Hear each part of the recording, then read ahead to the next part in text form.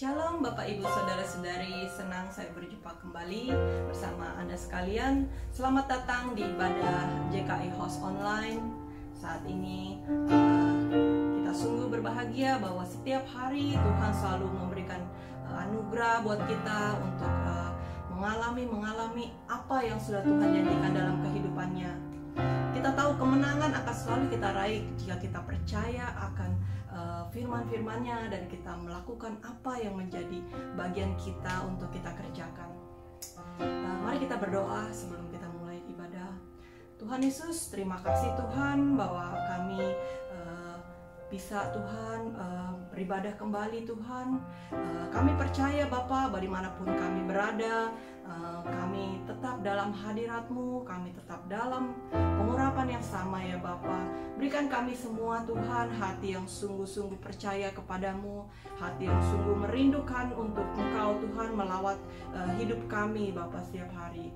Terima kasih Bapa, berkati kami semua dimanapun kami berada, karena kami percaya Roh Kudus memberikan kami kemampuan untuk mendengar firman-Mu, bahkan juga terus beribadah kepadamu ya Tuhan. Terima kasih Bapa, di dalam nama Tuhan Yesus kami berdoa, amin. Mari kita nyanyikan lagu ini. Kita mau imani bahwa kemenangan sudah kita terima di saat-saat ini.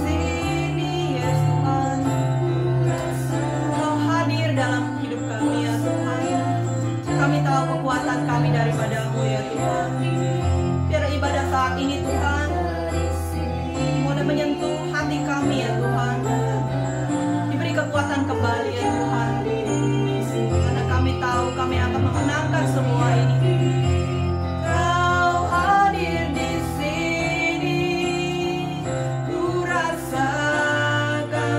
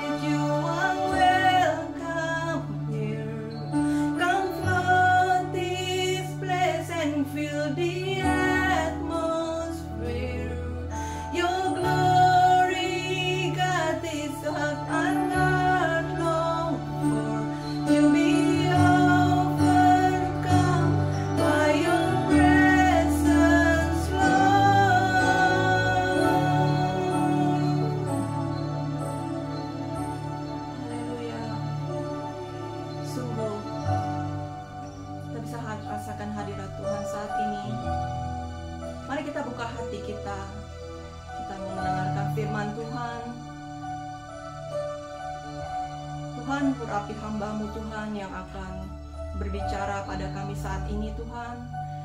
Biar Engkau sendiri Tuhan yang memakai lidah bibir hamba-Nya ya Tuhan, supaya kami Tuhan bisa mengalami kemenangan yang Kau janjikan ya Bapa. Terima kasih Tuhan Yesus. Di dalam nama-Mu kami berdoa. Amin. Selamat mendengarkan firman Tuhan.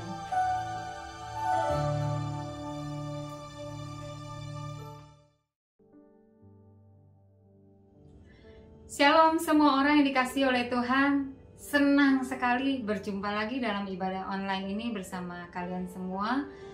Dan masih dalam visi 2021, yaitu menjawab pertanyaan-pertanyaan Tuhan dengan hati yang baru. Maka kita akan mencari pertanyaan-pertanyaan Tuhan yang ada di Alkitab dan kita membahasnya untuk mengenali hatinya Tuhan melalui pertanyaan-pertanyaan itu. Tentunya waktu Tuhan memberikan pertanyaan, bukan karena Tuhan nggak tahu ya jawabannya, bukan karena Tuhan nggak ngerti, tapi karena Tuhan ingin tahu responnya kita tuh gimana. Nah, kali ini kita akan belajar dari Yunus 4 ayat 4 dengan pertanyaan, layakkah engkau marah? Kisah ini menarik, sangat menarik bagi saya karena pertanyaan ini pernah sampai kepada saya. Ada satu kejadian, saya marah dalam hati saya, dan pertanyaan ini muncul dengan sangat jelas. Layakkah engkau marah? Tentunya kali itu, waktu itu saya menjawab dengan bukan hati yang baru, tapi dengan hati yang lagi emosi banget, lagi marah banget, gitu. Jadi, tapi habis itu saya pelajari dan sampai sekarang saya menyadari bahwa kalau Tuhan memberikan pertanyaan seperti itu, Tuhan ingin kita memahami maksud dari Tuhan bertanya. Jadi bukan Tuhan yang harus memahami kita, tapi kita yang memahami Tuhan. Karena Tuhan tuh tahu semuanya, sedangkan kita banyak nggak taunya, ya kan? Nah, ayo kita belajar dari Yunus 1 untuk melihat backgroundnya dulu. Datanglah firman Tuhan kepada Yunus bin Amittai demikian, bangunlah, pergilah ke Niniwe, kota yang besar itu. Berserulah terhadap mereka, karena kejahatannya telah sampai kepadaku. Tetapi Yunus bersiap untuk melarikan diri ke Tarsis, jauh dari hadapan Tuhan. Ia pergi ke Yafo dan mendapat di sana sebuah kapal yang akan berangkat ke Tarsis. Ia membayar biaya perjalanannya lalu naik kapal itu untuk berlayar bersama-sama dengan mereka ke Tarsis, jauh dari hadapan Tuhan. Yunus seorang nabi Tuhan, yaitu orang yang mendengarkan suara Tuhan dan biasanya diutus oleh Tuhan menyampaikan perkataan Tuhan kepada seseorang atau sekelompok orang. Nah, Yunus mendapatkan perintah Tuhan pergi ke Niniwe untuk memberitakan apa yang Tuhan sudah taruhkan dalam Yunus. Tapi Yunus menolak. Yunus kabur dari panggilan. Karena dikatakan di situ Yunus melarikan diri jauh dari hadapan Allah. Yunus perginya ke Tarsis, bukan Niniwe. Tarsis itu berlawanan arah sama Niniwe. Jadi Yunus malah pergi lebih menjauhi Niniwe, yaitu ke Tarsis. Di sini Yunus pastinya boleh dikatakan sedang memberontak kepada Tuhan. Dia sedang tidak taat, kabur dari panggilan. Nah, dalam perjalanan dia ke Tarsis di kapal, terjadilah angin besar, badai yang mengancam semua orang-orang kapal dalam keadaan bahaya, dan mereka semua ketakutan dan mereka membuang undi, dan undi itu jatuh kepada Yunus dan ternyata Yunus penyebabnya gitu. Dan akhirnya Yunus mengatakan siapa dia, dan seisi kapal tahu bahwa Yunus melarikan diri dari hadapan Tuhan. Dan Yunus berkata, biar badai ini berhenti, campakkan aku ke laut gitu. Tapi orang-orang kapal sempat tidak mau mengerjakannya, mereka takut sama Tuhan. Mereka mengupayakan cara-cara lain untuk bisa lebih menguasai, mengendalikan kapal, tapi tidak berhasil. Akhirnya terpaksa mereka mencampakkan Yunus ke laut dan benar badainya berhenti. Lalu atas perintah Tuhan, Tuhan mengirimkan seekor ikan besar menelan Yunus, dan Yunus berada di perut ikan 3 hari 3 malam. Wah, ini sih mujizat, bisa hidup di perut ikan 3 hari 3 malam ya. Disinilah pergumulan Yunus antara hidup dan mati. Yunus akhirnya mengambil keputusan menempatkan dirinya lagi, hatinya lagi kembali kepada Tuhan. Dan Tuhan mengampuninya. Tuhan memerintahkan ikan besar itu untuk memuntahkan Yunus ke darat. Dan akhirnya Yunus sampai ke darat. Ini kesempatan lagi yang Tuhan kasih ke Yunus. Kita baca ya, Yunus 3. Datanglah firman Tuhan kepada Yunus untuk kedua kalinya. Demikian. Bangunlah, pergilah ke Niniwe, kota yang besar itu, dan sampaikanlah kepadanya seruan yang kufirmankan kepadamu. Bersiaplah Yunus, lalu pergi ke Niniwe, sesuai dengan firman Allah. Niniwe adalah sebuah kota yang mengagumkan besarnya, 3 hari perjalanan luasnya. Mulailah Yunus masuk ke dalam kota itu sehari perjalanan jauhnya. Lalu berseru, 40 hari lagi, maka Niniwe akan ditunggang balikan. Orang Niniwe percaya kepada Allah, lalu mereka mengumumkan puasa dan mereka, baik orang dewasa maupun anak-anak, mengenakan kain kabung. Setelah sampai kabar itu kepada raja kota Niniwe, turunlah ia dari singgasananya, ditanggalkannya jubahnya, diselubungkannya kain kabung, lalu duduklah ia di debu. Lalu atas perintah raja dan para pembesarnya, orang memaklumkan dan mengatakan di Niniwe demikian. Manusia dan ternak, lembu, sapi, dan kambing domba tidak boleh makan apa-apa, tidak boleh makan rumput, dan tidak boleh minum air. Haruslah semuanya, manusia dan ternak, berselubung kain kabung dan berseru dengan keras kepada Allah, serta haruslah masing-masing berbalik dari tingkah lakunya yang jahat dan dari kekerasan yang dilakukannya. Siapa tahu, mungkin Allah akan berbalik dan menyesal serta berpaling dari murkanya yang menyala-nyala itu, sehingga kita tidak binasa. Ketika Allah melihat perbuatan mereka itu, yakni bagaimana mereka berbalik dari tingkah lakunya yang jahat, maka menyesallah Allah karena malapetaka yang telah dirancangkannya terhadap mereka, dan ia pun tidak jadi melakukannya. Wah, berita yang luar biasa ya. Yunus membawa peringatan Tuhan, dan hasilnya seluruh isi kota bertobat, berpuasa, mengenakan kain kabung, berbalik dari tingkah laku yang jahat, berbalik dari kekerasan mereka, dan semua bertobat. Dewasa, muda, raja, rakyat. Ini luar biasa banget. Harusnya kalau kita jadi Yunus, kita bersuka cita, kita berpesta, bahkan kita mengucap syukur yang sangat-sangat sama Tuhan. Kita menjadi sangat semangat lagi untuk menginjil, dan kita menjadi orang yang paling bersuka cita saat itu. Tapi kenyataannya gak demikian dengan Yunus. Kenyataannya Yunus marah. Wah, ini sih ajaib ya, makanya perlu kita pelajari.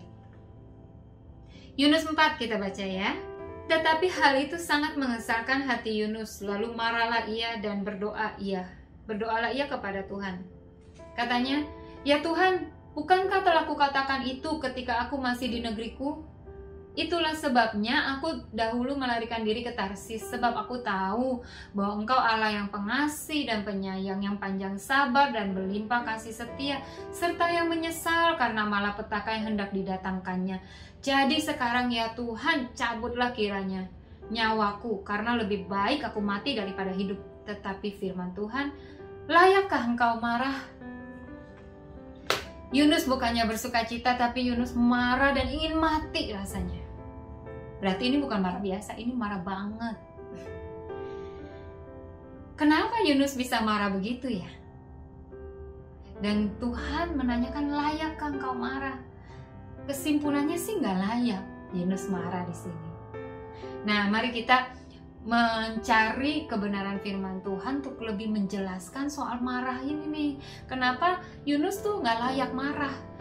Jadi marah yang layak tuh kayak apa ya gitu. Nah, kita cari kisah Alkitab untuk kita compare di sini. Saya akan kupas juga dari kisah marah, yaitu marahnya Tuhan Yesus waktu di Bait Suci. Yuk kita lihat ceritanya gimana di Yohanes 2 ayat 13 sampai 17. Ketika hari raya Paskah orang Yahudi sudah dekat, Yesus berangkat ke Yerusalem. Dalam Bait Suci didapatinya pedagang-pedagang lembu, kambing domba dan merpati, dan penukar-penukar uang duduk di situ. Ia membuat cambuk dari tali lalu mengusir mereka semua dari bait suci dengan semua kambing domba dan lembu mereka. Uang penukar-penukar dihamburkannya ke tanah dan meja-meja mereka dibalikkannya. Kepada pedagang-pedagang merpati ia berkata, "Ambillah semuanya ini dari sini. Jangan kamu membuat rumah Bapakku menjadi tempat berjualan." Maka teringatlah murid-muridnya bahwa ada tertulis, "Cinta akan rumahmu menghanguskan aku." Nah, Tuhan Yesus marah di kisah ini. Kalau kita pelajari ini, maka kita bisa mulai mempertimbangkan kira-kira Yunus punya alasan kuat nggak untuk marah, dan alasan kuat apa Yesus untuk marah, dan kita compare supaya kita bisa membedakan antara marah yang layak sama marah yang nggak layak. Jadi kita belajar dari keduanya. Nah, Tuhan Yesus di sini marahnya layak. Kenapa? Karena Tuhan Yesus di sini marahnya tujuan utamanya bukan untuk menghukum. Dia marah tapi bukan untuk menghukum, tapi untuk memperingatkan, mengingatkan, menyadarkan orang-orang Israel, orang Yahudi bahwa mereka sudah memperlakukan bait suci dengan tidak benar. Mereka sudah melakukan fungsi mereka, peran mereka dengan tidak tepat. Dan mereka bukannya menolong rakyat bangsa Yahudi supaya lebih gampang menjangkau Tuhan atau membawa korban persembahan, korban penghapus dosa untuk datang kepada Tuhan, tapi malah membuat susah, mencari keuntungan di situ. Dan itu salah kan? Makanya Tuhan marah, menyadarkan mereka untuk membalikkan yang salah kembali menjadi benar, untuk mengembalikan fungsinya kembali yang kepada yang seharusnya. Sedangkan Yunus tuh marah karena Tuhan gak jadi menghukum. Beda ya, yang satu marah supaya yang salah itu dikembalikan kepada jadi benar. Jadi membuat bangsa Israel bertobat dan kembali melakukan yang benar. Tapi Yunus marah karena Tuhan gak jadi menghukum bangsa Niniwe. Beda banget. Nah, lalu apa lagi bedanya? Bedanya gini, Tuhan Yesus waktu marah, dia marah bukan untuk kepentingan dirinya sendiri, atau bukan untuk kepentingan satu pihak lain, tapi dia marah untuk kepentingan semuanya, kepentingan Allah dan kepentingan bangsa Yahudi, umat pilihan Tuhan, sudah yang diberikan kepercayaan untuk mengelola bait suci, membawa orang-orang untuk kembali mengenal Tuhan, kembali beribadah kepada Tuhan. Tapi kenyataannya tidak demikian, maka dia marah. Jadi Tuhan Yesus tidak marah untuk kepentingan dirinya sendiri. Sedangkan Yunus marah untuk kepentingan dirinya sendiri. Yuk kita baca lagi Yunus 4. Yunus 4 ayat 5 sampai 11. Demikian firman Tuhan. Yunus telah keluar meninggalkan kota itu dan tinggal di sebelah timurnya. Ia mendirikan di situ sebuah pondok dan ia duduk di bawah naungannya, menantikan apa yang akan terjadi atas kota itu. Lalu atas penentuan Tuhan Allah tumbuhlah sebatang pohon jarak melampaui kepala Yunus untuk menaunginya, agar ia terhibur daripada kekesalan hatinya. Yunus sangat bersukacita karena pohon jarak itu. Tetapi keesokan harinya, ketika fajar menyingsing, atas penentuan Allah datanglah seekor ulat yang menggerek pohon jarak itu sehingga layu. Segera sesudah matahari terbit, maka atas penentuan Allah bertiuplah angin timur yang panas terik, sehingga sinar matahari menyakiti kepala Yunus. Lalu rebahlah ia, lesu dan berharap supaya mati. Katanya, "Lebih baiklah aku mati daripada hidup." Tetapi berfirmanlah Allah kepada Yunus, "Layakkah engkau marah karena pohon jarak itu?" Jawabnya, "Selayaknya lah aku marah sampai mati." Lalu Allah berfirman, "Engkau sayang kepada pohon jarak itu, yang untuknya sedikit pun engkau tidak berjerih payah, dan yang tidak engkau tumbuhkan, yang tumbuh dalam satu malam dan binasa dalam satu malam pula. Bagaimana tidak aku akan sayang kepada Niniwe, kota yang besar itu, yang berpenduduk lebih dari 120.000 orang, yang semuanya tidak tahu membedakan tangan kanan dari tangan kiri, dengan ternaknya yang banyak." Nah, di sini Yunus marah karena kepentingan diri sendiri. Pohon jarak yang melindungi dia, membuat dia nyaman, membuat dia teduh, mati, akhirnya dia gak nyaman lagi. Itu kan untuk kepentingan dirinya sendiri. Ya kan? Beda. Marah yang layak itu bukan untuk kepentingan diri sendiri. Marah yang tidak layak itu karena pasti untuk kepentingan diri sendiri. Dan juga apalagi bedanya? Bedanya adalah gini, Tuhan Yesus marah saat itu, selesai. Dia tidak marah lama, tidak marah-marah terus, tidak menyimpan kemarahan, tidak menyimpan kekecewaan, dia tidak hidup dengan kekecewaan, dia tidak hidup dengan amarah, dan dia tidak membesar-besarkan marahnya dia atau meneruskan marahnya itu sampai bahkan berhari-hari. Yunus marah sampai besoknya masih marah. Setelah dia melihat bahwa Tuhan tidak jadi menghukum bangsa Niniwe, dia marah. Lalu dia keluar ke sebelah timur kota itu. Lalu dia tunggu di sana, mana tahu Tuhan menghukum gitu. Dia tungguin gitu apa yang akan terjadi atas kota itu. Dia marah panjang, dan sampai besoknya begitu pohon jarak itu mati, marah. Jadi marahnya itu belum hilang yang kemarin. Begitu kejadian lagi marahnya nyambung gitu. Jadi beda banget. Makanya Yunus gak punya alasan kuat untuk marah sebenarnya. Makanya pertanyaan Tuhan itu kepada Yunus bukan untuk Tuhan cari tahu, bukan karena Tuhan gak tahu Yunus, tapi Tuhan ingin menyadarkan Yunus akan kondisinya, akan dia biar sadar melihat kondisi dia saat itu. Nah, Tuhan menjelaskan kepada Yunus, pohon jarak aja yang gak pernah kamu apa-apain, yang tumbuh sendiri, hidup sendiri, mati sendiri aja kamu sayang. Apalagi sebangsa Niniwe ini, orang-orang di kota Niniwe yang 120.000 orang. Tuhan sayang sama mereka. Tuhan tahu bahwa generasi keadaan mereka ini, mereka nggak bisa bedakan tangan kanan dengan tangan kiri. Artinya mereka nggak bisa bedakan antara yang benar sama yang salah. Mereka hidup tumbuh dengan kondisi kayak itu, dan mereka nggak bisa bedakan yang mana benar mana salah. Jadi kalau Tuhan menghukum mereka, mungkin Tuhan adil kepada bangsa Israel, tapi kemungkinan Tuhan nggak adil sama bangsa itu. Dan Tuhan tahu semuanya, Tuhan mempertimbangkan semuanya, dan terutama Tuhan mengasihi nggak cuma bangsa Israel, Tuhan mengasihi bangsa-bangsa lain. Dan Tuhan bukan cuma mengasihi anak Tuhan, Tuhan mengasihi semua manusia. Makanya Tuhan memberikan kesempatan kepada bangsa Niniwe, dan Tuhan tahu itu adalah momentumnya, itu adalah saat yang paling tepat firman diberitakan di sana, karena akan kemungkinan besar bangsa ini bertobat. Maka Tuhan mengutus nabinya, yaitu Yunus. Dan benar, Yunus tuh sebenarnya berhasil menginjil di sana karena menghasilkan pertobatan satu kota. Harusnya Yunus bisa bersukacita bersama Tuhan kan, tapi karena dia marah, jadi dia nggak bisa bersukacita atas keberhasilan penginjilannya. Yunus marah kenapa sih? Karena Yunus tuh gagal paham. Yunus tahu firman, Yunus tahu sifat Allah, dia tahu, tapi dia gagal paham. Dia nggak memahami hati Tuhan yang berbelas kasihan kepada bangsa Niniwe. Dia nggak memahami bahwa saat itu Tuhan memberikan peringatan itu bukan untuk tujuan utamanya menghukum, tapi sebenarnya tujuan utamanya untuk bangsa ini bertobat, supaya Tuhan bisa mengasihani mereka, supaya Tuhan bisa mengampuni mereka, memberikan kesempatan kepada mereka. Yunus kayak orang gak pernah bikin salah aja. Yunus sendiri aja pernah berdosa, pernah salah, dan diampuni Tuhan, dikasih kesempatan lagi. Sekarang dia melihat orang lain diampuni kesalahannya oleh Tuhan dan diberikan kesempatan oleh Tuhan, dan dia gak happy. Kita suka begitu juga ya. Kalau kita bikin salah, kita minta ampun sama Tuhan, kita diampuni, kita senang ya.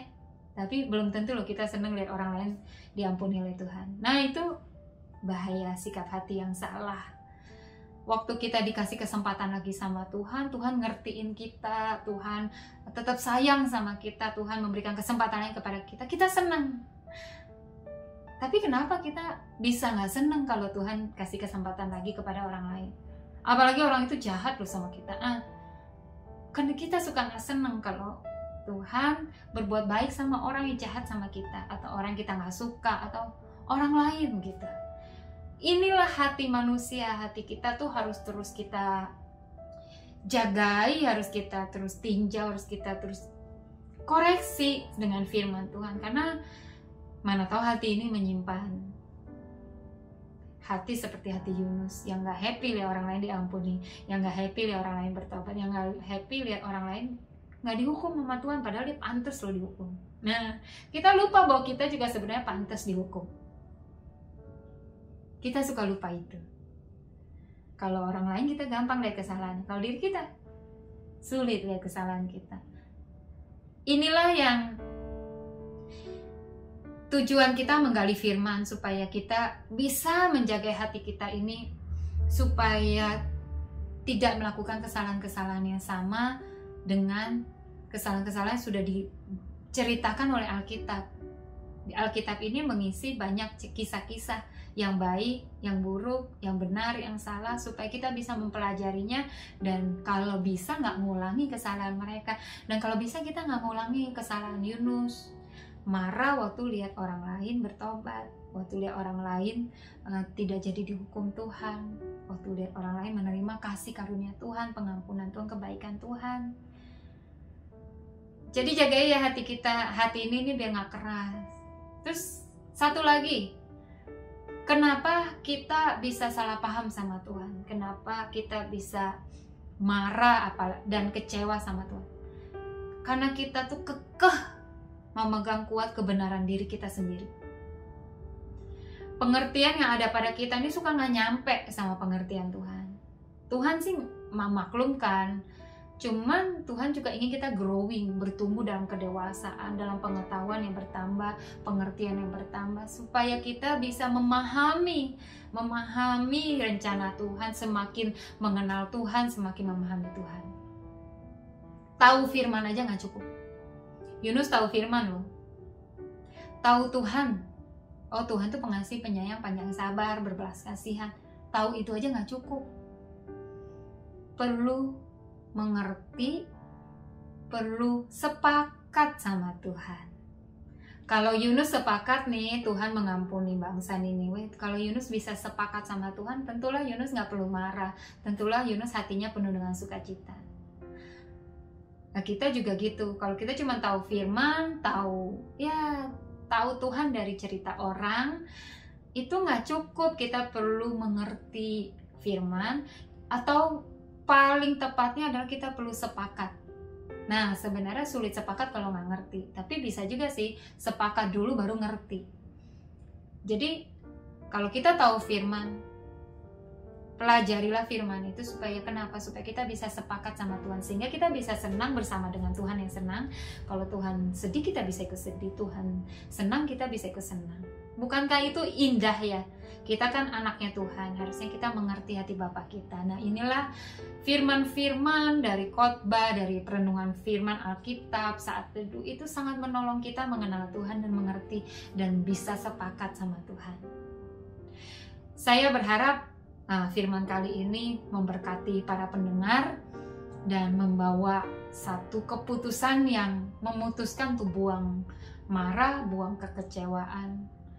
Kalau kita terus pegang kuat marah dalam hati kita, kecewa dalam hati kita, baik kecewa sama manusia maupun kecewa sama Tuhan, percaya deh itu nggak membawa keuntungan apa-apa buat hidup kita.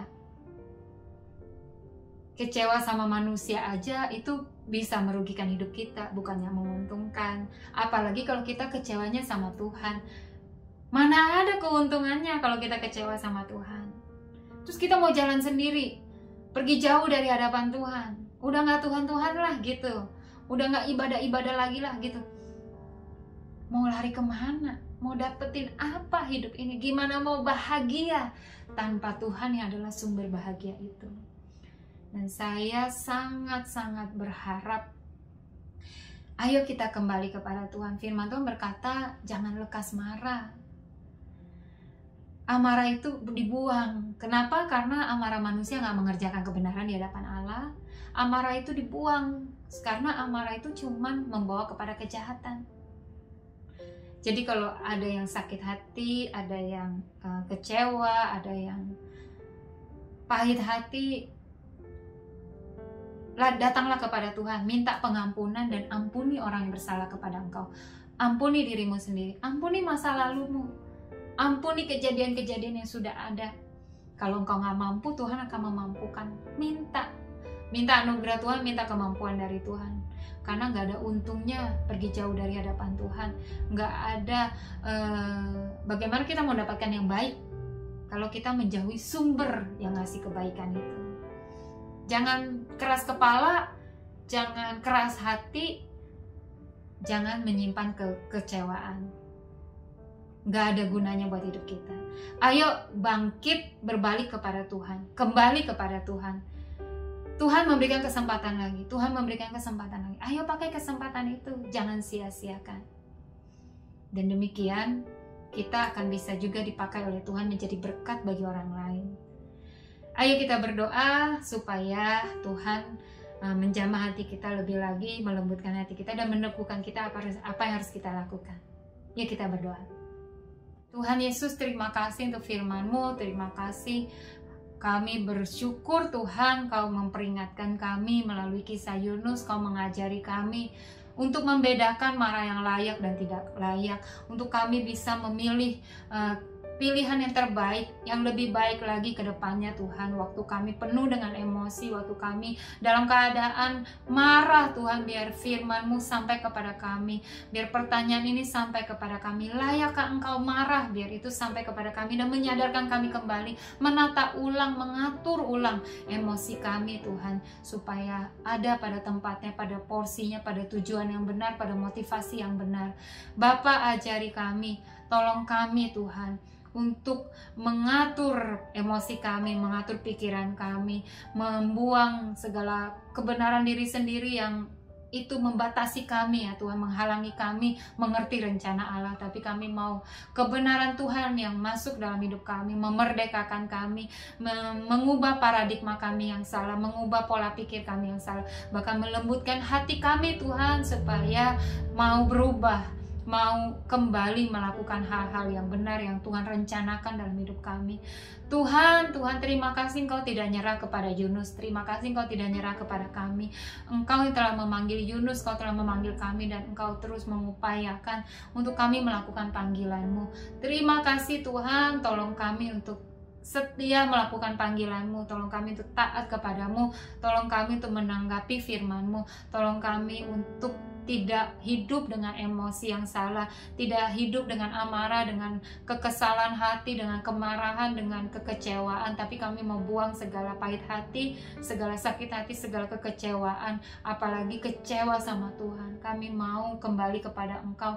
Tuhan, berikan pengertian, bukakan kepada kami pengertian, kebutuhan anak-anak-Mu Tuhan yang ingin mendapatkan jawaban supaya bisa meredakan amarah, supaya bisa menggantikan kekecewaan itu dengan kebenaran firman Tuhan. Tuhan nyatakan Tuhan, dan berkati setiap para pendengar firman ini supaya mengalami kemuliaan Tuhan, mengalami terobosan baru, mengalami jamahan Tuhan, mengalami hati yang makin dilembutkan oleh Tuhan untuk makin taat kepada Tuhan. Terima kasih Bapa. Kiranya damai sejahtera Allah yang melampaui segala akal dan pikiran itu memenuhi hati anak-anak-Mu sekalian yang mendengarkan firman ini. Terpujilah nama Tuhan, di dalam nama Yesus kami berdoa, haleluya, amin. Terima kasih untuk waktunya mendengarkan firman ini. God bless you all.